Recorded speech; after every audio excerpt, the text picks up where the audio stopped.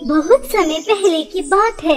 रामपुर नामक गांव में दो बहनें संध्या और काजल अपने माता पिता के साथ रहती थी। संध्या बहुत ही ज्यादा सुंदर थी। उसकी सुंदरता में कोई कमी नहीं थी। रंग दूध की तरह सफेद, बाल लंबे घने काले रेशम जैसे, आंखें बड़ी बड़ी नीली नीली, जो एक बार देखे वह संध्या की तारीफ किए बिना रह न पाए। इसी वजह से संध्या अपनी सुंदरता पर बहुत ही ज्यादा घमंड करती थी। और वहीं दूसरी तरफ काजल वह संध्या की तरह सुंदर नहीं थी। उसका रंग सांवला था, चेहरे पर निशान भी थे और बाल भी ज्यादा सुंदर नहीं थे, जिस वजह से बेचारी का आत्मविश्वास हमेशा कम रहता था। और सोने पर सुहागा संध्या उसे हमेशा खरी खोटी सुनाती रहती, अपने साथ कहीं नहीं लेकर जाती, जिस वजह से काजल और भी ज्यादा दुखी रहती थी। बाहर तो उसे दुत्कारा ही जाता था, घर में बहन भी उसे पसंद नहीं करती थी। ऐसे ही समय बीत रहा था। काजल संध्या से बड़ी थी, इसलिए कमला पहले अपनी बड़ी बेटी की शादी करवाना चाहती थी।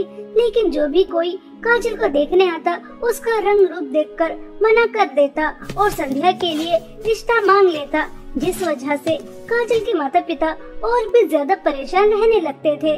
ऐसे ही एक दिन कमला अपनी दोनों बेटियों के साथ शॉपिंग करने जाती है। तभी कमला को उसकी दूर की रिश्तेदार मिलती है, जिसे देखकर कमला कहती है, अरे सुरेखा बहन, अच्छा हुआ कि तुम मुझे मॉल में ही मिल गई। मैं तुम्हें फोन ही करने वाली थी। आप अपनी नंद की बेटी का रिश्ता बता रही थी ना, तो आप काजल के लिए बात चलाइए ना। देखो कमला बहन, मैं अपने नंद के बेटे के लिए काजल के लिए बात तो चला नहीं सकती। वह कहाँ इतना हैंडसम बिजनेसमैन और कहाँ आपकी बेटी काली कलूटी बदसूरत। कोई क्यों आपकी बेटी काजल को अपने घर की बहू बनाएगा? जो भी इसे लेकर जाएगा अपनी नसीब ही फोड़ेगा, अपने घर में अंधेरा ही करेगा। सबको तो संध्या बेटी जैसी बहू चाहिए। देखो तो कितनी ज्यादा सुंदर है। अगर कहो तो मैं संध्या के लिए तो बात चला सकती हूँ, बहुत अमीर है। आपकी बेटी ऐश करेगी, ऐश। नहीं नहीं सुरेखा बहन, संध्या काजल से छोटी है और जब तक काजल के लिए अच्छा वर नहीं मिल जाता, तब तक मैं संध्या के बारे में सोच भी नहीं सकती। पहले मैं मेरी बड़ी बेटी की शादी करना चाहती हूँ। और यही क्या तुम रंग रूप की बात कर रही हो? मेरी काजल बेटी बहुत अच्छी है, सबका बहुत ख्याल रखती है। और देखना, एक दिन मेरी बेटी के लिए बहुत अच्छे घराने से रिश्ता आएगा। अच्छा सुरेखा बहन, अब हम चलते हैं।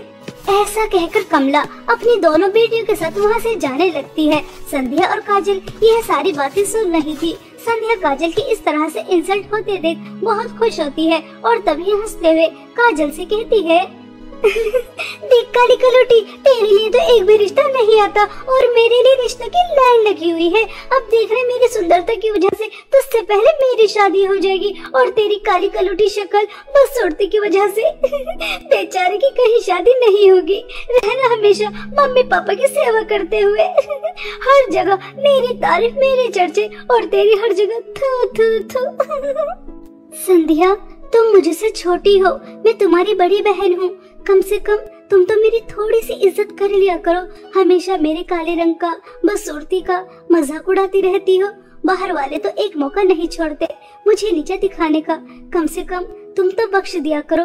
बाहर वालों के ताने तो मैं बर्दाश्त कर लेती हूँ, लेकिन जब तुम मेरा इस तरह से मजाक उड़ाती हो, मुझे अच्छा नहीं लगता। अगर मैं काली हूँ, मेरे चेहरे पर निशान है, तुम्हारी तरह सुंदर नहीं हूँ, तो इसमें मेरी क्या गलती?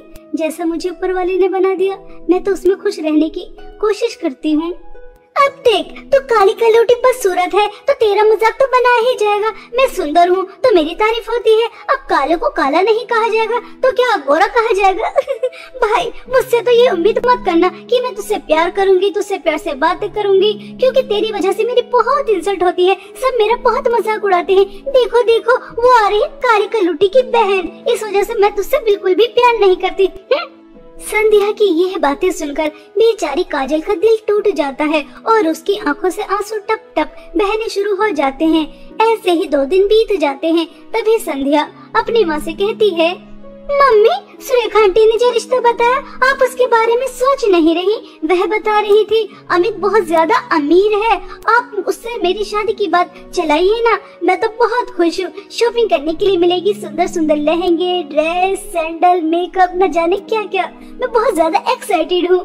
नहीं नहीं संध्या बेटा, काजल से पहले मैं तुम्हारी शादी नहीं करूंगी। वह तुम्हारी बड़ी बहन है। अगर काजल से पहले तुम्हारी शादी करूंगी तो लोग क्या कहेंगे? बड़ी बेटी घर में बैठी है और छोटी बेटी की शादी कर दी। पहले ही काजल के रिश्ते नहीं आ रहे और तुम्हारी शादी के बाद और नहीं आएंगे, इसलिए पहले काजल की शादी, उसके बाद तुम्हारी। ठीक है बेटा? क्या मम्मी, अगर इस काली कलौटी की कभी शादी नहीं होगी तो आप मेरी शादी नहीं करेंगी? मैं हमेशा घर में ही बैठी रहूंगी। इस काली कलौटी बस सूरत को तो देखो, आपको लगता है इसे देखकर कोई भी शादी करेगा? इसका मतलब मैं भी यही सोच लूं कि मेरी शादी कभी नहीं होगी, क्योंकि इस काली कलौटी बस सूरत की तो शादी कहीं होने से रही। मम्मी, मैं आपसे अभी भी कह रही हूँ, सोच लीजिए, इस काली कलौटी से पहले मेरी शादी कर दीजिए, कहीं अच्छा रिश्ता हाथ से न निकल जाए। संध्या की यह बातें सुनकर कमला आग बबूला हो जाती है और वह संध्या को जोर से थप्पड़ मारकर कहती है, संध्या, क्या मैंने तुम्हें यही संस्कार दिए हैं कि तुम अपनी बड़ी बहन का इस तरह से मजाक उड़ाओ, उसकी इंसल्ट करो? वह अच्छी है, तुम्हारी बातों का बुरा नहीं मानती, तो तुम कुछ भी कहती रहोगी? इसका हरगिज ये तो मतलब नहीं कि तुम हमेशा उसका मजाक बनाती रहो। संध्या, लगता है तुम्हें अभी पता ही नहीं है कि इंसान की सुंदरता ही सब कुछ नहीं होती, उसका दिल भी सुंदर होना चाहिए। लेकिन तुम्हारा दिल तो बिल्कुल काला है, सिर्फ अपने बारे में सोचती हो, अपनी बहन के बारे में बिल्कुल नहीं सोचती। चलो अभी काजल से माफी मांगो। अपनी माँ के कहने पर संध्या काजल से माफी तो मांग लेती है, लेकिन वह अंदर ही अंदर बहुत ज्यादा गुस्सा करती है। आज इस काली कलौटी की वजह से मम्मी ने मुझे थप्पड़ मारा। सुन काली कलौटी, सिर्फ मम्मी की वजह से तुझसे माफी मांग रही हूँ, वरना मैंने कुछ भी गलत नहीं कहा। तेरी काली कलौटी शक्ल की वजह से कभी शादी नहीं होगी। ऐसा कहकर संध्या बहुत गुस्से में वहाँ से चली जाती है। ऐसे ही समय बीत रहा था। पड़ोस में अनीता के यहाँ पर शादी थी, सभी को जाना था। काजल और संध्या भी अच्छे से तैयार हो रही थी। काजल ने रेड कलर की लिपस्टिक लगाई थी, जिसे देखकर संध्या बहुत हंसती है और मजाक उड़ाते हुए उससे कहती है, ये जो तूने रेड लिपस्टिक लगाई है ना, इसे लगाकर बिल्कुल तो काली बंदरिया लग रही है। काली बंदरिया, तुझे देखकर तो मेरी हंसी रुक ही नहीं रही। यह मेकअप, लिपस्टिक, यह सिर्फ सुंदर लोगों पर ही अच्छी लगती है, तो जैसे काली कलौटी बस सूरत के ऊपर नहीं। यह देख, मुझ पर यह लिपस्टिक कितनी ज्यादा सुंदर लग रही है और तू लगाकर बिल्कुल बंदरिया की तरह लग रही है। संध्या, तुम हमेशा मेरे साथ ऐसा क्यों करती हो? मैं जब भी मेकअप करती हूँ, लिपस्टिक लगाती हूँ, नील पॉलिश लगाती हूँ, तुम हमेशा मेरा इसी तरह से मजाक उड़ाती हो। मुझे भी तो सजने संवरने का हक है। अगर मैं काली हूँ तो क्या मैं लिपस्टिक नहीं लगा सकती, मेकअप ना करूँ? मेरा दिल भी चाहता है कि मैं भी तुम्हारी तरह मेकअप करूँ, सुंदर लगूं, लेकिन तुम हमेशा मेरा आत्मविश्वास कम कर देती हो। अगर तुम कहती हो कि लिपस्टिक मुझ पर अच्छी नहीं लग रही तो ठीक है, मैं नहीं लगाती। ऐसा कहकर बेचारी काजल वह लिपस्टिक चटा देती है। संध्या फिर बेचारी काजल का आत्मविश्वास को ठेस पहुंचाती है, उसको याद दिलाती है कि वह काली है, उसे हक नहीं है अच्छे दिखने का। दोनों बहनें अपनी माँ के साथ शादी में चली जाती हैं और शादी में भी बेचारी काजल का बहुत ज्यादा मजाक उड़ाया जाता है। संध्या की कुछ दोस्त मिलकर उसका बहुत मजाक उड़ाती हैं। संध्या यार, ये काली कलौटी बदसूरत दिखने वाली क्या तुम्हारी सगी बहन है? कहीं से लगता नहीं है। तुम कहाँ परियों की तरह सुंदर और ये कहाँ कोयले से निकली काली कलौटी, काली कोयल, बंदरिया। वैसे संध्या, तुम्हें एक एडवाइस दूं, तुम अपनी इस काली कलौटी बहन से जरा दूर ही रहा करो, कहीं इसका काला साया तुम्हें भी अपने रंग में न रंग ले। वैसे संध्या, तेरे लिए तो रिश्तों की कोई कमी नहीं होगी, एक से बढ़कर एक होगा। तो तू कब कर रही है शादी, जरा हमें बता तो। जब तक मनहूस साया इसका हमारे घर पर रहेगा तब तक मेरी शादी तो होने से रही। पता नहीं अपनी काली कलौटी शक्ल लेकर कहीं मर क्यों नहीं जाती। मर जाए तो बेहतर ही रहेगा, मम्मी पापा को भी सुकून मिलेगा। इसकी वजह से 24 घंटे टेंशन में रहते हैं और इसकी मनहूस साया की वजह से मेरी भी शादी कहीं नहीं हो रही।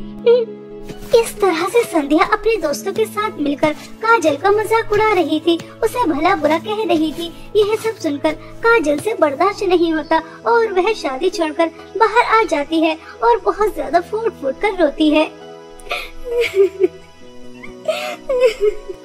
संध्या बिल्कुल सही कह रही है, मेरी वजह से मम्मी पापा कितने ज्यादा परेशान हैं, हमेशा दुखी रहते हैं कि उनकी बड़ी बेटी की कहीं शादी नहीं हो रही। हर कोई मेरा रंग देखकर मुझे रिजेक्ट करके चला जाता आता है और मेरी वजह से मम्मी पापा संध्या की भी शादी नहीं कर रहे। संध्या ने सही कहा, मुझे मर ही जाना चाहिए। मैं मर जाऊंगी तो सारी परेशानी दूर हो जाएंगी। ना मैं रहूंगी और ना ही मेरा वजूद और ना ही कोई मेरे रंग रूप का मजाक उड़ाएगा और ना ही मम्मी पापा टेंशन में आएंगे। संध्या भी खुश रहेगी। अगर मेरे मरने से सबको खुशी मिलती है तो इससे बेहतर क्या है, मुझे मर ही जाना चाहिए। यही ठीक रहेगा। ऐसा सोचकर काजल मरने का प्लान बना लेती है और वह चारों तरफ नजर दौड़ाती है तो उसे एक कुआं नजर आता है और वह वहां जाकर अपने माता पिता को संध्या को याद कर कर बहुत रोती है और अपनी जिंदगी खत्म करने का फैसला ले लेती है। और जैसे ही कूदने वाली होती है तभी उसे नदी के अंदर एक हिरण डूबता हुआ नजर आता है। काजल मरने से पहले उस हिरण की जान बचाना चाहती थी और वह नदी में जाती है और उस हिरण को बचाकर ले आती है। तभी वह हिरण काजल से कहता है, तुम बहुत अच्छी हो, तुमने मेरी जान बचाई, लेकिन तुम इतनी दुखी क्यों हो? हिरण के इतना कहते ही काजल उसे अपनी आप बीती बताती है, जिसे सुनकर हिरण काजल से कहता है, अरे काजल, तुम्हें दुखी होने की क्या जरूरत है? मैं तुम्हें जादुई सोने और चांदी के लिपस्टिक के कुएं के बारे में बताता हूँ। यह सामने वाला कुआं है, तुम्हें नजर आ रहा है? यह जादुई सोने और चांदी के लिपस्टिक का कुआं है। तुम वहाँ जाकर खड़ी हो जाओ और अपनी आंखें बंद कर कर 3 बार ये कहना, ये जादुई सोने और चांदी के लिपस्टिक के कुएं, मुझे तुम्हारी जादुई लिपस्टिक की जरूरत है। हिरण की बातें सुनकर काजल खुश हो जाती है और वह जादुई सोने और चांदी की लिपस्टिक के कुएं के पास जाती है और वहां जाकर अपनी आंखें बंद करती है और जैसा कि हिरण ने कहा था वैसा ही करती है। तभी काजल के सामने जादुई सोने और चांदी की 2 लिपस्टिक आ जाती हैं। साथ में जादुई सोने और चांदी की लिपस्टिक के कुएं से आवाज भी आती है, काजल, तुम्हारे सामने जादुई सोने और चांदी की 2 लिपस्टिक हैं। अगर तुम जादुई सोने की लिपस्टिक लगाओगी तो तुम बहुत ही ज्यादा सुंदर हो जाओगी, इतनी सुंदर कि पूरी दुनिया में तुमसे ज्यादा सुंदर कोई और हो ही नहीं सकता। और अगर तुम जादुई चांदी की लिपस्टिक लगाओगी तो तुम्हें सुंदरता नहीं मिलेगी, बल्कि तुम मेरे कुएं के अंदर आ जाओगी और यहाँ पर लोगों को तुम्हारी सेवा की जरूरत है। मेरी दुनिया में एक सच्चे दिल और अच्छी लड़की की जरूरत है जो उन लोगों की सेवा कर कर उनकी जान बचा सकती है।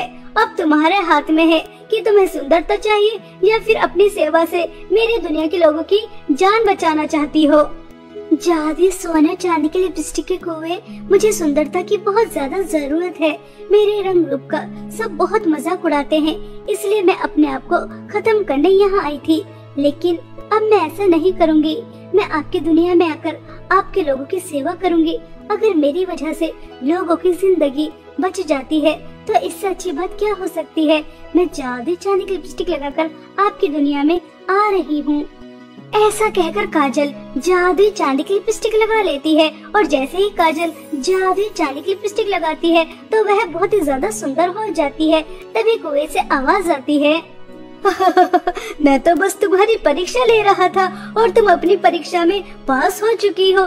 तुम बहुत अच्छी हो। अगर तुम चाहती तो जादुई सोने की लिपस्टिक चुन सकती थी जिसकी तुम्हें जरूरत भी थी, लेकिन तुमने लोगों की भलाई के बारे में सोचा। तुम्हारा दिल बहुत ज्यादा सुंदर है। जैसा तुम्हारा दिल वैसे ही जादुई चांदी की लिपस्टिक ने तुम्हें सुंदरता दी है। जाओ बेटा, खुश रहो। काजल कुएं की बातें सुनकर खुश हो जाती है और जादुई चांदी की लिपस्टिक लेकर घर आ जाती है। काजल को इतना ज्यादा सुंदर देखकर संध्या के होश उड़ जाते हैं। काजल अपनी माँ और संध्या को जादुई सोने और चांदी की लिपस्टिक के कुएं के बारे में बताती है, जिसे सुनकर कमला तो बहुत ज्यादा खुश हो जाती है और संध्या मन ही मन में सोचती है, ये काजल की बच्ची तो मुझसे भी ज्यादा सुंदर हो गई। अब तो चारों तरफ बस इसकी ही सुंदरता के चर्चे होंगे। जब ये काली कलूटी जादुई चांदी की लिपस्टिक लगाकर इतनी ज्यादा सुंदर हो सकती है, अगर मैं जादुई सोने और चांदी की लिपस्टिक के कुएं के पास जाऊं और जादुई सोने की लिपस्टिक लगाऊं तो न जाने में कितनी ज्यादा सुंदर हो जाऊंगी। हाँ, यही ठीक रहेगा। ऐसा सोचकर संध्या अगले दिन जादुई सोने और चांदी की लिपस्टिक के कुएं के पास जाती है और वहां जाकर ऐसा ही करती है जैसा कि काजल ने किया था।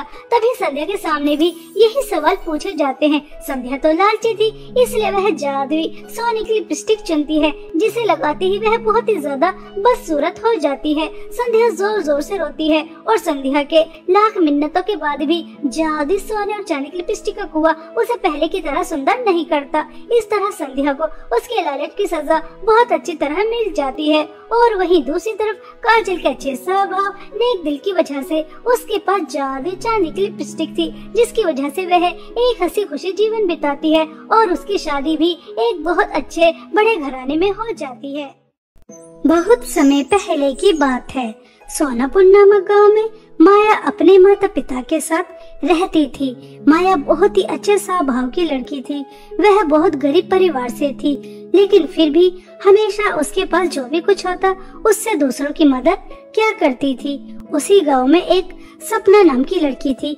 वह अमीर तो बहुत थी, लेकिन कभी किसी की कोई मदद नहीं किया करती थी। एक दिन माया स्कूल से आते समय एक बूढ़ी औरत को अपना लंच खिला रही थी। तभी वहाँ पर सपना लड़कियों के साथ खड़ी होकर माया का बहुत मजाक उड़ाती है। देखो देखो, यह माया गरीब कैसे इस बुढ़िया को अपना खाना खिला रही है। खुद को तो 2 समय का खाना मिलता नहीं है और इस बुढ़िया को खाना खिला रही है। मैं तो कभी अपनी किसी को एक चीज ना दूं और ये गरीब होकर कैसे अपना खाना बांट रही है। यह तो बिल्कुल पागल है, पागल। हाँ सपना, तुम बिल्कुल ठीक कह रही हो। पता नहीं यह गरीब दूसरों को अपनी चीज क्यों बांटती है, इसे क्या खुशी मिलती है। खुद तो इतनी गरीब है कि स्कूल को एक अच्छी यूनिफॉर्म पहनकर भी नहीं आ सकती। जूते तो देखो कैसे फटे हुए हैं और तुम तो कितनी अमीर हो, फिर भी तुम किसी को कुछ भी नहीं देती। तुम्हें पता है, इसलिए तो मैं अमीर हूँ कि मैं कभी किसी को कुछ नहीं देती। अगर मैं ऐसी ही चीजें बांटती रहूँ तो मैं इस माया की बच्ची की तरह गरीब नहीं हो जाऊंगी। ऐसा कहकर वह लड़कियाँ सपना के साथ मिलकर माया का बहुत मजाक उड़ा रही थी।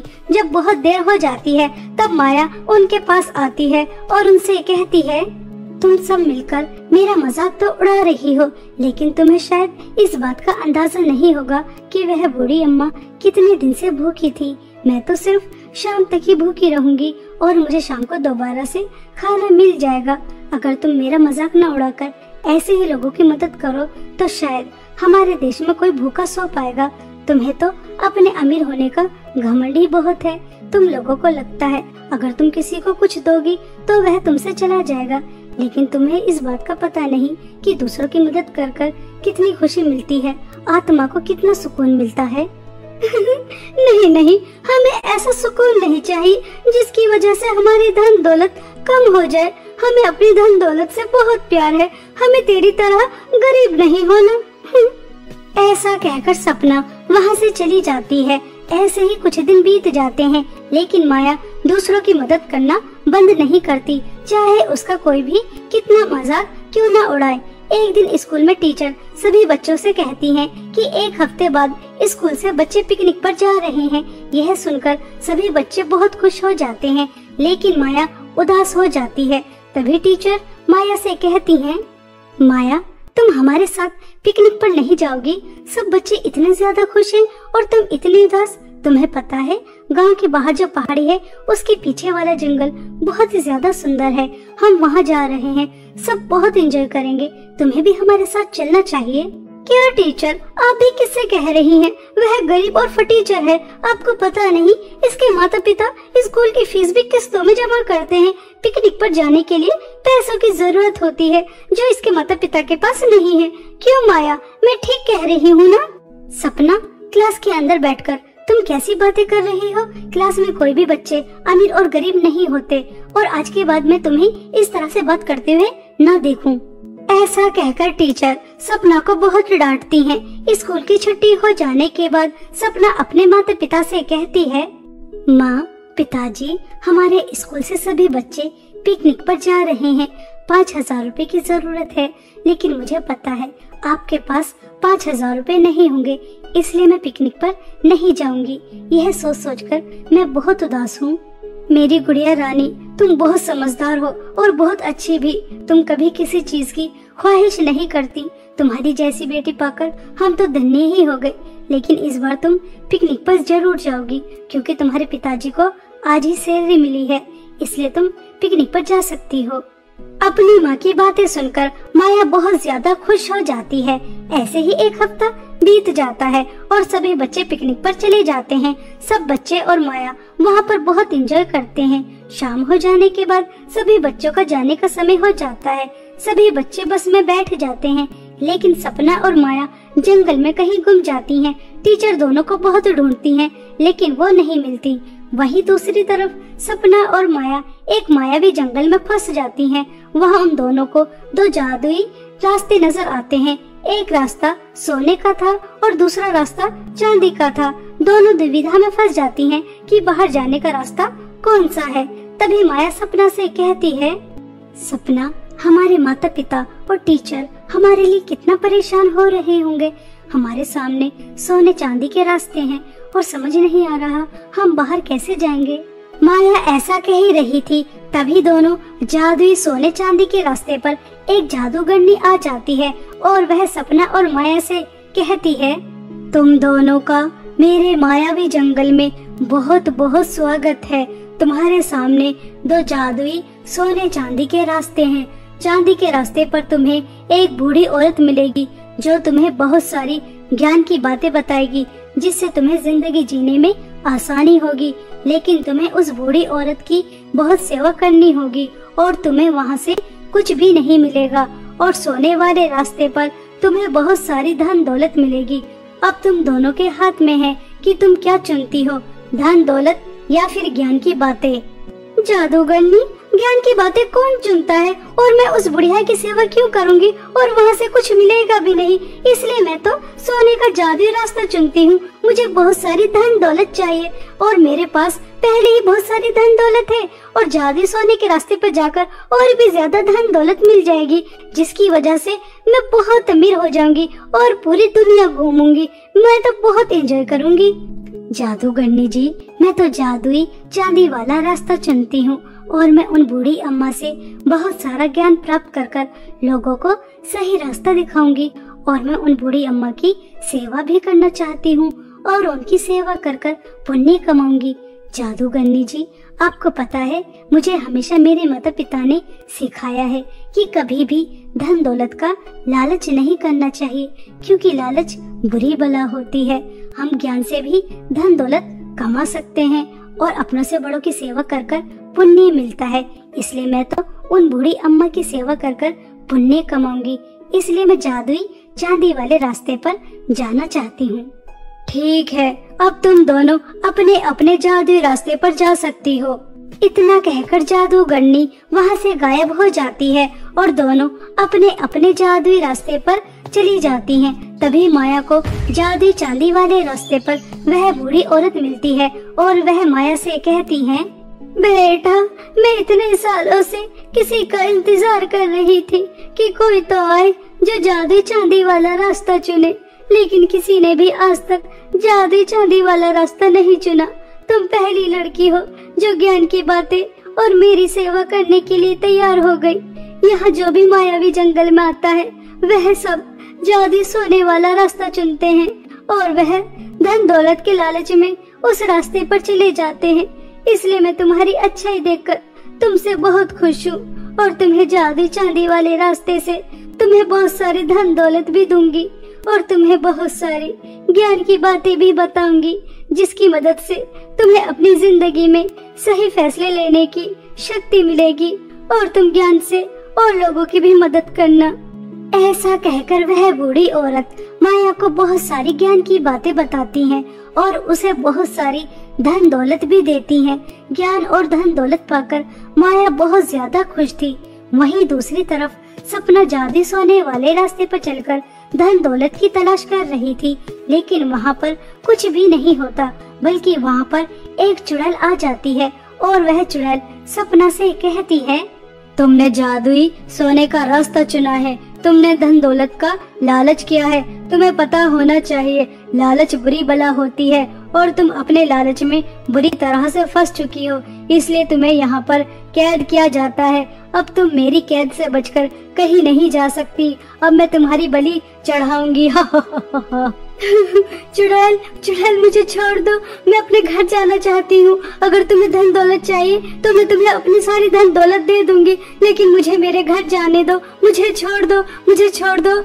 ऐसा कहकर सपना चुड़ैल के सामने बहुत गिड़गिड़ाती है। वह अपनी सारी धन दौलत भी चुड़ैल को देने के लिए तैयार हो जाती है, लेकिन चुड़ैल सपना को अपने कैद में कर लेती है। सपना को अपनी कैद से बाहर नहीं जाने देती। सपना को उसके लालच का फल मिल जाता है और वहीं दूसरी तरफ माया को उसकी अच्छाई का फल मिल जाता है। माया ने धन दौलत का लालच नहीं किया था, उसने ज्ञान और बूढ़ी औरत की सेवा चुनी थी, जिसकी वजह से आज माया जादू चांदी वाले रास्ते की धन दौलत की वजह से अपने साथ साथ और अनाथ बच्चों की जिंदगियों में भी खुशियाँ लेकर आती है और खुद भी अपने माता पिता के साथ एक हंसी खुशी जीवन बिताती है।